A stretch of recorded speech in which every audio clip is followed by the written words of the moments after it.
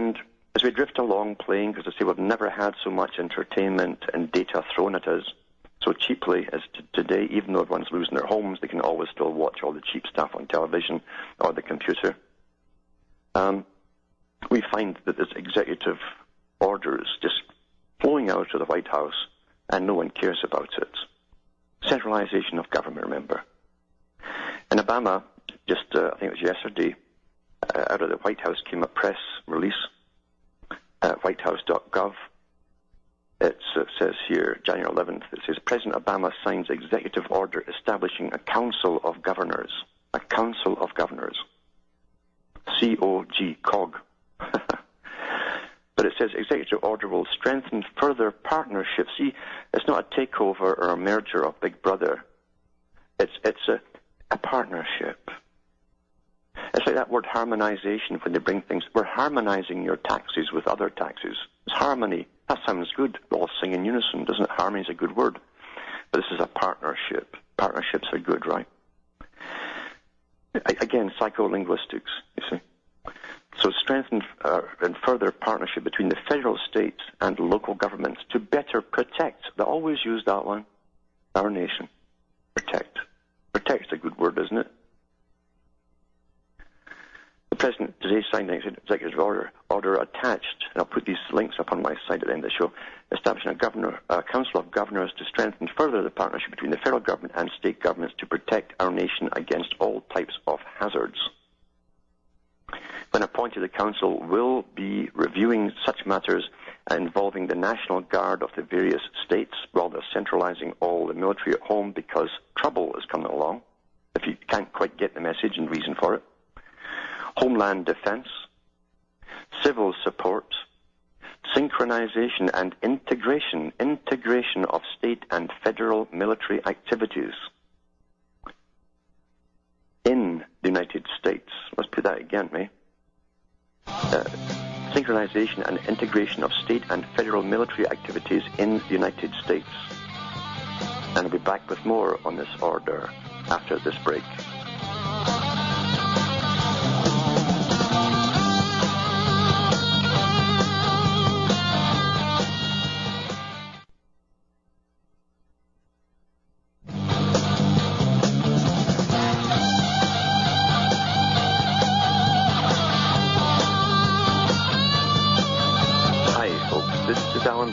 Cutting through the matrix, reading an executive order that Obama has just put through, and it's to do with basically a council of governors being erected to basically take care of all problems at home. Obviously, they don't say problems at home, but since it's all to do with home and military activities in the United States, that they're expecting something big. And that's what it really is. That's what it is. Something big is going to happen.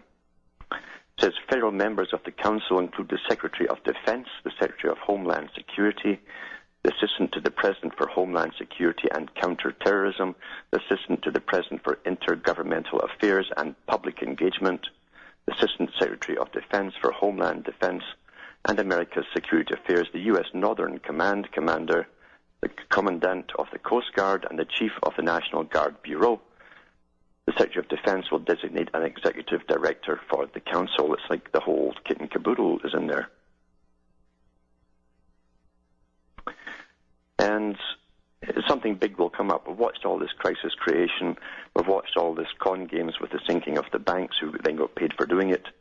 And the taxation of the public is still to follow. It hasn't hit the prices just yet. Not completely. It's just starting to, you're starting to see the inflation. But big trouble is coming. Big trouble is coming. And it was planned that way a long time ago. Every scenario that could happen, even by accident, is practiced over and over in simulations years ago, over and over again. But nothing is happening by accident at all. Nothing. And when they went into Iraq, remember, I said at the time, apart from the farce of it all, they wanted an excuse to go in. They already had the military massed ready to go in before the 9/11 attack came on, long before it, before the Twin Towers even went down. They had planned to go into Iraq. And they were still really putting it under sanction at that time with flyovers and no flyovers and all that kind of stuff through the so-called UN and NATO forces. But then we had the big push to go in, and Bush said at the time openly that he believed that Saddam was supporting the guys, the terrorists, who took down the towers. Afterwards, he denied that when he was during the inquiry. Remember, he said, I never did say that at all. He said, I never ever said Saddam had anything to do with taking down the towers. But that's what politicians are paid for, you know. This article here is from the Mail Online, and it says, 12th of January 2010, invasion of Iraq had no legal basis, finds damning Dutch report into war. The Dutch government supported an invasion of Iraq that had no legal mandate. The country's inquiry into the war announced today.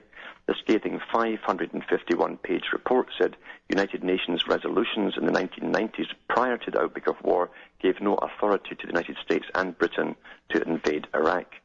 And it said that the Netherlands gave political support to the war just so it could support its NATO allies and the US and Britain who led the invasion. Dutch ministers as politicians were further criticized in reports of the Davids Commission, which sat for 10 months for using intelligence from Britain and the US that showed Iraq had weapons of mass destruction, rather than the more nuanced assessment of its own secret services, which knew, of course, they knew they had no weapons of mass destruction. And it heavily criticized the Dutch government for letting politics override law when it supported the 2003 US invasion of Iraq and ignoring intelligence that downplayed the threat of Saddam Hussein's weapons program. And when we jump from there to the next article, and it's from the Mail Online, it's about the same thing, only from Britain, right? Because the little inquiry is going on there too. And it says here, shameless, unrepentant, and still lying, Alistair Campbell stands by every word of 45-minute dodgy dossier that took us to war with Iraq, 12th of January 2010. Alistair Campbell, he was in charge of it all at the time, was accused last night of peddling a shameless litany of lies at the Iraq inquiry. In a provocative 6-hour display, the spin doctor denied doing anything to beef up the case for going to war. Actually, he told everybody beneath him to sex up the dossier, sex it up. That was the words he used. And he dismissed the overwhelming evidence of government papers and his own diaries that he pressured spy chiefs to harden Tony Blair's dodgy dossier on Iraqi weapons.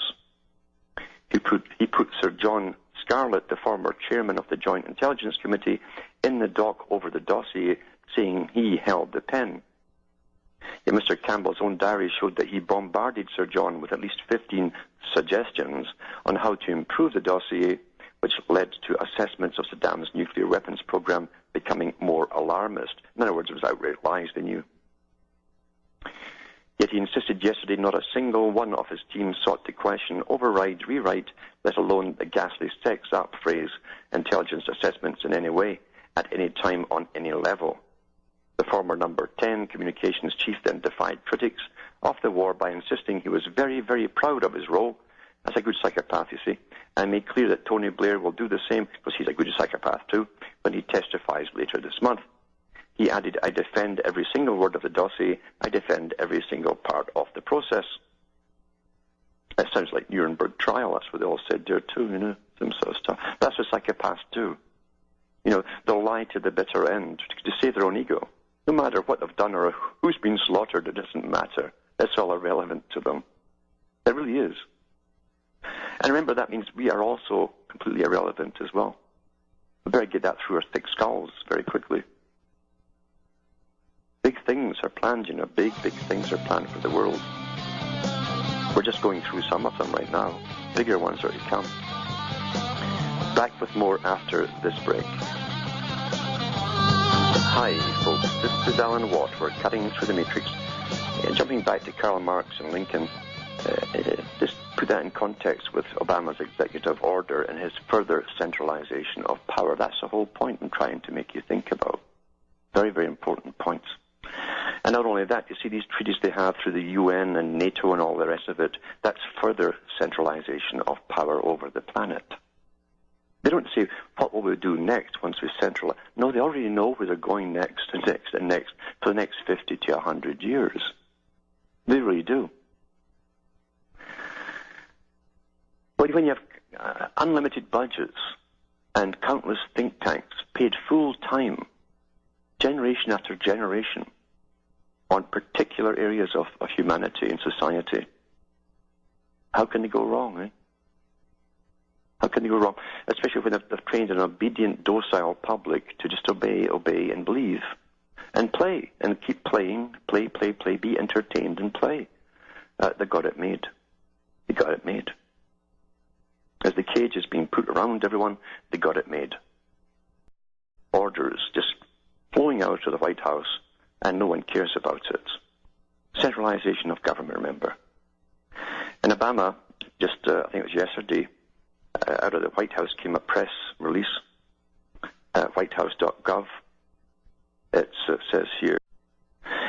And as we drift along playing, because I say we've never had so much entertainment and data thrown at us so cheaply as today, even though everyone's losing their homes, they can always still watch all the cheap stuff on television or the computer. We find that this executive, again, psycholinguistics, you see. So strengthen and further partnership between the federal, state, and local governments to better protect, they always use that one, our nation. Protect.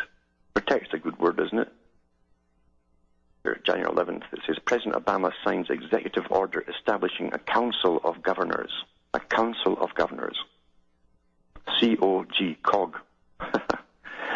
But it says executive order will strengthen further partnerships. See, it's not a takeover or a merger of Big Brother. It's a partnership. It's like that word harmonization when they bring things. We're harmonizing your taxes with other taxes. It's harmony. That sounds good. We all sing in unison, doesn't it? Harmony is a good word. But this is a partnership. Partnerships are good, right?